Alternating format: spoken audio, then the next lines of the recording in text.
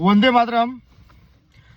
महाराष्ट्रातील सर्व जनतेला आजचा हा सोन्याचा दिवस म्हणजे आजचा जो दिवस आहे आपल्या प्रत्येक विधानसभेची असते ना, ती कायापलट होणार असते.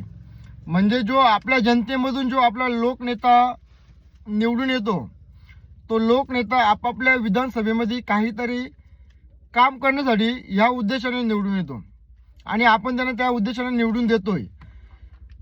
तर सर्व जनतेला माझी हीच विनंती आहे, तुम्ही माझं तर काय ऐकणार नाही हे मला माहीत आहे, पण तरी तुम्हाला एकच सांगतो की तुम्ही कोणालाही निवडून द्या. मी तुम्हाला सांगत नाही का तुम्ही याला निवडून द्या त्याला निवडून द्या, पण अशा माणसाला निवडून द्या की तो तुम्हाला भेटू शकतो आणि तुम्ही त्यांना जाऊन भेटू शकता.